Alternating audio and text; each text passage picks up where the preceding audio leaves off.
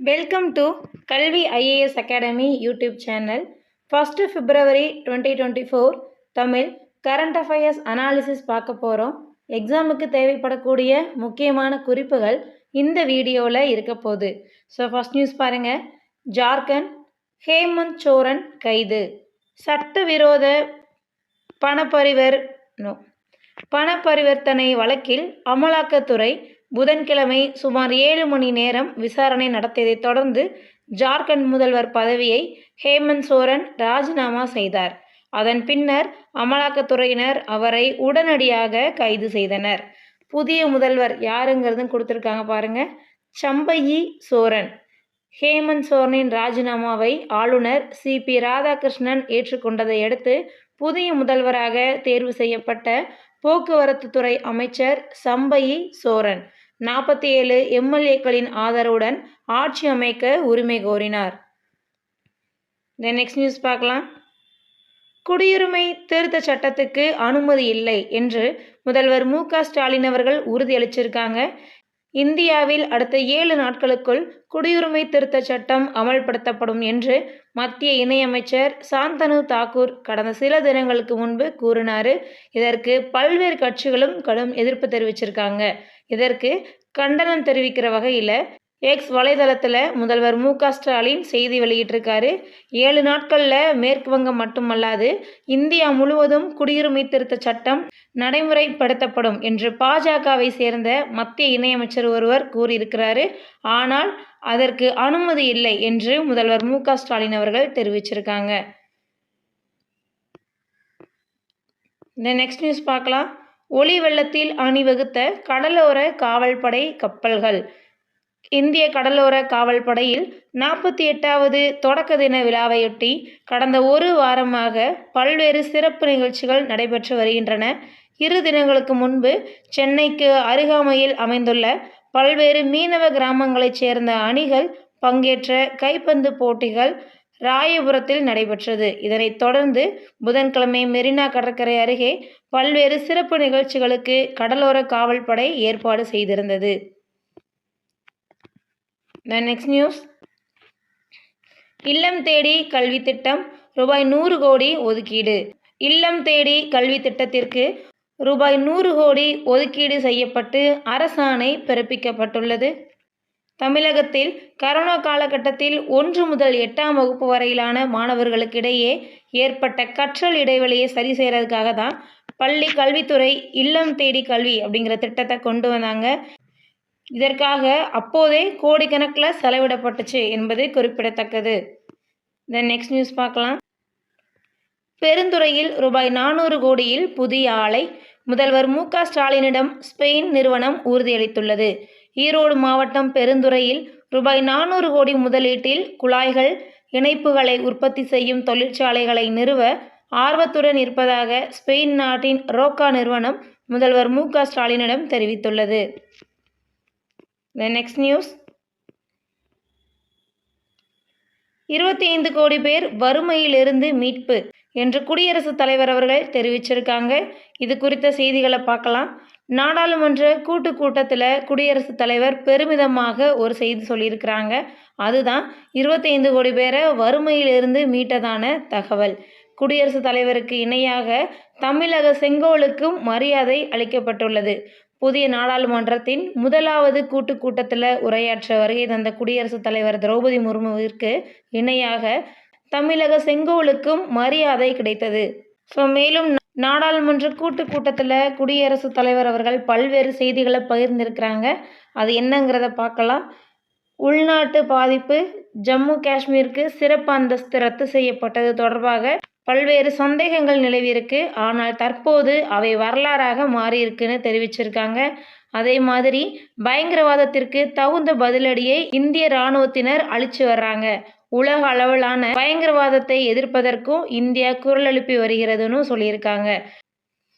அதே மாதிரி சிறு வயதில் இருந்தே வறுமையை ஒழிக்க வேண்டும் என்ற முழக்கங்களை நாம் கேட்டிருக்கோம். கடந்த 10 ஆண்டுகளில் 25 கோடி மக்களை வறுமையிலிருந்து மத்திய அரசு மீட்டிருக்கு அப்படின்னும் தெரிவிச்சிருக்காங்க. அது மட்டும் இல்லை, நாட்டில் பாதுகாப்பு தளவாட உற்பத்தி ரூபாய் 1 லட்சம் கோடியை கடந்துள்ளதுன்னு சொல்லியிருக்காங்க. சர்வதேச அளவில் பொருளாதார நெருக்கடி ஏற்பட்ட போதிலும் நாட்டில் பணவீக்கத்தை மத்திய அரசு கட்டுப்பாட்டில் வைத்துள்ளது. 2014 பணவீக்கம் சராசரியாக 8% அதிகமாக இருந்தது. ஆனால் கடந்த 10 ஆண்டுகளில் இது 5% கட்டுப்படுத்தப்பட்டு வருகிறதுன்னு சொல்லியிருக்காங்க.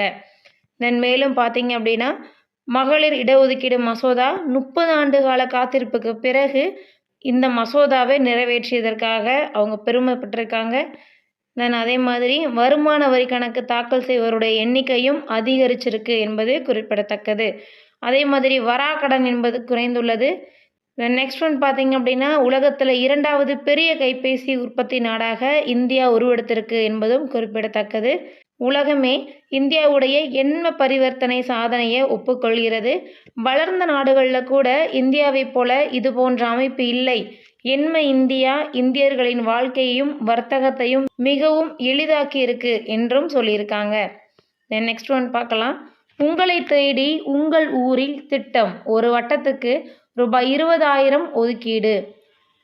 பொதுமக்களின் குறைகளை தீர்க்க அவர்களின் இருப்பிடங்களுக்கே செல்ல வகை செய்திடும் உங்களை தேடி உங்கள் ஊரில் திட்டத்தை செயல்படுத்த ரூபாய் 88.80 லட்சம் நிதி ஒதுக்கப்பட்டுள்ளது. அதன்படி ஒவ்வொரு மாவட்ட நிர்வாகமும் ஒரு வட்டத்துக்கு ஒரு மாதத்துக்கு ரூபாய் 20,000 செலவிட முடியும் என்று தெரிவிச்சிருக்காங்க. நெக்ஸ்ட் நியூஸ் பார்க்கலாம். தேர்தலுக்கு பிறகு முழு பட்ஜெட்டை பாஜக அரசு தாக்கல் செய்யும் என்று பாரத பிரதமர் நரேந்திர மோடி அவர்கள் உறுதியளிச்சிருக்காங்க. Next news. ஞானவாபி மசூதி வளாகத்தில் ஹிந்து கடவுள்களுக்கு பூஜை. ஞானவாபி மசூதி வளாக நிலவரையில் இடம்பெற்றிருக்கும் ஹிந்து கடவுள்களுக்கு ஒரு பூசாரி மூலம் பூஜை நடத்த அனுமதி அளித்து வாரணாசி மாவட்ட நீதிமன்றம் உத்தரவிட்டிருக்கு. Next news. பில்கேட்ஸ் அவர்கள் ஒரு விஷயம் சொல்லியிருக்காங்க. என்ன அப்படின்னா, புதுமையான கண்டுபிடிப்புகளில் இந்தியா தான் ஃபர்ஸ்டில் இருக்குன்னு சொல்லியிருக்காரு. ஸ்போர்ட்ஸ் ஏரியா பாருங்கள். கேலோ இந்தியா தமிழகம் ரொம்ப சூப்பராக பண்ணிகிட்ருக்காங்க. இதில் தமிழகத்தோட இடம் 2வது பிளேஸ்க்கு வந்திருக்கு. இது குறித்த தகவல்கள் பார்க்கலாம். கடந்த முறை சாம்பியனான மகாராஷ்டிரமே இந்த முறையும் ஒட்டுமொத்த சாம்பியன் பட்டத்தையும் தக்க வச்சிருக்காங்க. ஹரியானா முதல் முறையாக முதலிரு இடங்களை பிடிக்க தவறியிருக்கு.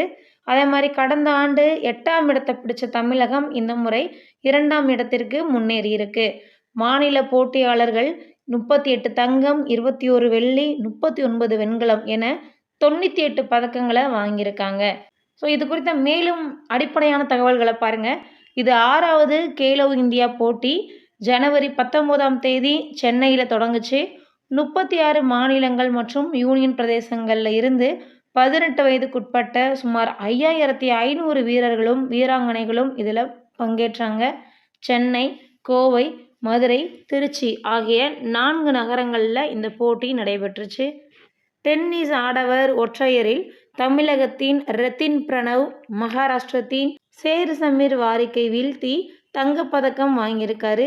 அதே மாதிரி மகளிர் ஒற்றையரில் தமிழகத்தின் மாயா ஆர் ரேவதி தெலுங்கானாவின் லக்ஷ்மி ஸ்ரீ தந்துவை தோற்கடிச்சு தங்கம் வாங்கியிருக்காங்க. நீச்சலில் மகளிர் 50 மீட்டர் ஃப்ரெஸ்டஸ்ட் ரோக்கேல் பிரேஷேதா முதலிடம் பிடிச்சிருக்காங்க. இந்த தகவல்கள்லாம் இங்கே கொடுக்கப்பட்டிருக்கு. நெக்ஸ்ட் நியூஸ் பார்க்கலாம். செயிலிங் விஷ்ணு சரவணன் ஒலிம்பிக்கிற்கு தகுதி பெற்றிருக்கிறாரு. இந்திய பாய்மர படகு என்று சொல்லக்கூடிய செயிலிங் வீரரான விஷ்ணு சரவணன் பாரிஸ் ஒலிம்பிக் போட்டிக்கு தகுதி உடையவராக அறிவிச்சிருக்காங்க. அடுத்தது பார்த்திங்கன்னா, தாய்லாந்து மாஸ்டர்ஸ் பேட்மிண்டன் போட்டியில் இந்தியாவின் ஸ்ரீகாந்த் 2வது சுற்றுக்கு புதன்கிழமை முன்னேறினார். Next one. அகில் சோரனுக்கு வெண்கலம் கிடச்சிருக்கு. எகிப்தில் நடைபெற்ற IASSF உலகக்கோப்பை துப்பாக்கி சுடுதல் போட்டியில் இந்தியாவின் அகில் சோரன் வெண்கலப் பதக்கம் வாங்கியிருக்காரு. நெக்ஸ்ட் நியூஸ் பாருங்கள். ஊழல் கண்ணோட்ட குறியீடு வெளியிடப்பட்டிருக்கு. இதில் இந்தியாவோட இடம் 93. ஊழல் மிகுந்த முதல் 10 நாடுகள் கொடுக்கப்பட்டிருக்கு. ஃபர்ஸ்ட் பிளேஸில் சோமாலியா இருக்குது. Second Venezuela, 3rd one Syria.